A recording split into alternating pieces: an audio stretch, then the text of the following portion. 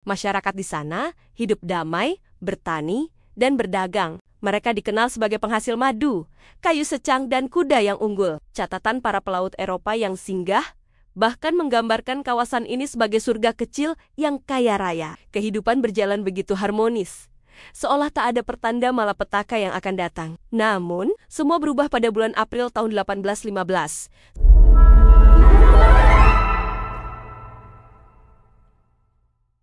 Halo semuanya, selamat datang kembali di channel kita. Kali ini, kita akan melakukan perjalanan menembus waktu dan kabut menuju salah satu gunung paling fenomenal di dunia yang ada di Indonesia. Ya, kita akan mengupas tuntas sejarah dahsyat dan mitos yang menyelimuti Gunung Tambora. Siapkan diri kalian, karena ini akan menjadi petualangan yang luar biasa. Gunung Tambora yang berdiri megah di Pulau Sumbawa, Nusa Tenggara Barat, hari ini terlihat tenang dan indah. Puncaknya yang berupa kaldera raksasa menjadi saksi bisu, sebuah peristiwa yang pernah mengubah dunia. Tapi sebelum kita masuk ke ledakan dahsyat itu, mari kita sedikit mundur ke masa lampau. Sebelum tahun 1815, Tambora adalah sebuah gunung berapi kerucut yang menjulang tinggi, mungkin lebih dari 4.300 meter di atas permukaan laut. Di lerengnya yang subur, terhampar 3 kerajaan yang makmur: Kerajaan Tambora, Kerajaan Pekat, dan Kerajaan Sanggar. Masyarakat di sana hidup damai, bertani, dan berdagang. Mereka dikenal sebagai penghasil madu, kayu secang, dan kuda yang unggul. Catatan para pelaut Eropa yang singgah bahkan menggambarkan kawasan ini sebagai surga kecil yang kaya raya. Kehidupan berjalan begitu harmonis, seolah tak ada pertanda malapetaka yang akan datang. Namun, semua berubah pada bulan April tahun 1815. Setelah beberapa tahun menunjukkan aktivitas vulkanik yang meningkat, pada tanggal 5 April, Tambora mulai menunjukkan kekuatannya dengan letusan awal. Tapi itu hanyalah pembukaan. Puncaknya terjadi pada malam tanggal 10 April 1815. Bayangkan ini, sebuah ledakan kolosal yang suaranya terdengar hingga ke Pulau Sumatera. Lebih dari 2.600 km jauhnya, Letnan Thomas Stamford Raffles yang saat itu berada di Jawa mengira suara itu adalah tembakan meriam musuh. Langit seketika menjadi gelap gulita oleh abu vulkanik yang dimuntahkan setinggi puluhan kilometer ke atmosfer. Aliran piroklastik yang panas dan mematikan meluncur menuruni lereng, menyapu bersih apapun yang dilaluinya. 3 kerajaan yang tadi kita sebutkan lenyap dalam sekejap, terkubur di bawah lapisan tebal abu dan batu apung. Puluhan ribu jiwa melayang seketika. Peristiwa ini tercatat sebagai letusan gunung berapi terbesar dalam sejarah modern. Dengan skala 7 pada Volcanic Explosivity Index, dampak letusan Tambora tidak berhenti di situ. Partikel-partikel abu yang terlempar ke stratosfer menyebar ke seluruh dunia, membentuk selubung tipis yang menghalangi sinar matahari. Akibatnya, iklim global mengalami kekacauan. Tahun berikutnya, 1816, dikenal dalam sejarah barat sebagai tahun tanpa musim panas atau The Year Without a Summer. Di Eropa dan Amerika Utara, musim panas tidak pernah datang. Suhu anjlok drastis, salju turun di bulan Juni, dan hujan es menghancurkan ladang-ladang. Gagal panen terjadi di mana-mana, memicu kelaparan massal, kerusuhan, dan krisis ekonomi. Wabah penyakit seperti tifus menyebar dengan cepat di tengah masyarakat yang kelaparan dan melemah. Ratusan ribu orang di seluruh dunia meninggal akibat dampak tidak langsung dari letusan ini. Siapa sangka, sebuah gunung di pulau kecil di Indonesia bisa mengguncang seluruh planet. Uniknya, di tengah tragedi global ini, lahir beberapa karya seni paling ikonik. Karena cuaca yang buruk, Mary Shelley, Lord Byron, dan teman-temannya terkurung di dalam sebuah villa di Swiss.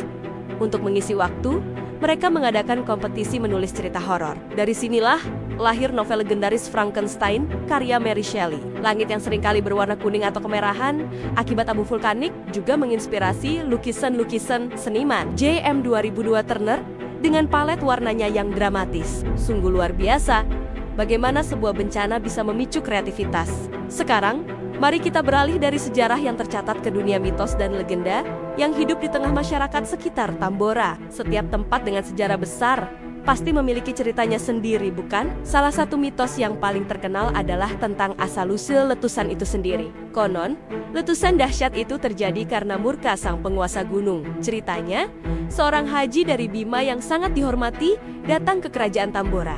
Namun, ia justru diperlakukan dengan tidak sopan, bahkan dianiaya oleh penduduk setempat. Sang haji yang merasa terhina kemudian berdoa kepada Tuhan untuk menunjukkan kekuasaannya. Tak lama setelah itu, gunung pun meletus sebagai bentuk hukuman atas kesombongan dan perlakuan buruk penduduk kerajaan Tambora. Cerita ini menjadi pengingat bagi generasi berikutnya untuk selalu menghormati tamu dan berlaku baik kepada sesama.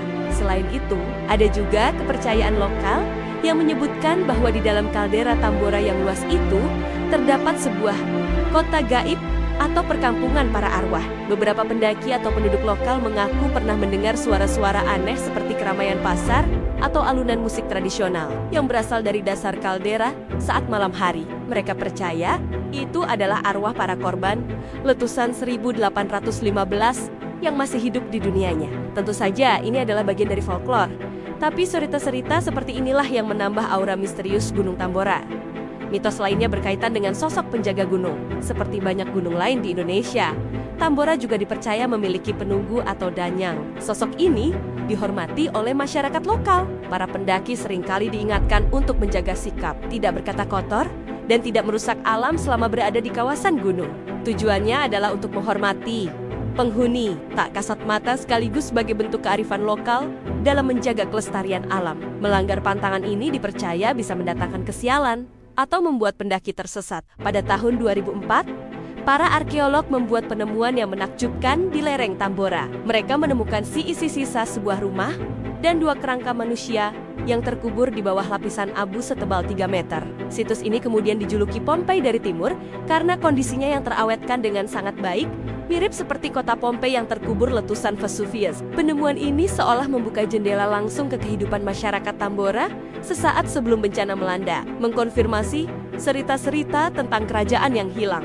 Hari ini, Gunung Tambora telah menjadi taman nasional dan destinasi pendakian yang populer. Kalderanya yang memiliki diameter sekitar 7 km dan kedalaman lebih dari 1 km menawarkan pemandangan yang spektakuler dan surreal. Mendaki Tambora bukan hanya soal menaklukkan puncak, tapi juga tentang merenungkan kekuatan alam yang luar biasa dan sejarah yang terkubur di bawah kaki kita. Ini adalah perjalanan spiritual yang mengingatkan kita betapa kecilnya manusia di hadapan alam semesta.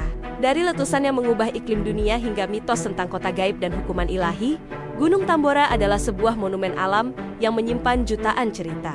Ia adalah guru yang mengajarkan kita tentang kerapuhan peradaban, kekuatan resiliensi, dan pentingnya menjaga harmoni dengan alam. Itulah kisah panjang tentang sejarah dan mitos Gunung Tambora. Sebuah cerita yang membuktikan bahwa peristiwa di satu sudut bumi bisa berdampak ke seluruh dunia. Bagaimana menurut kalian? Apakah ada cerita atau mitos lain tentang Tambora yang kalian tahu? Tulis di kolom komentar ya. Terima kasih banyak sudah menonton video ini sampai selesai. Semoga bermanfaat dan menambah wawasan kita semua. Jangan lupa untuk like, komen, dan share video ini ke teman-teman kalian. Dan yang terpenting, subscribe channel ini dan nyalakan lonceng notifikasinya agar kalian tidak ketinggalan petualangan kita selanjutnya. Sampai jumpa di video berikutnya. Tetap sehat dan tetap penasaran.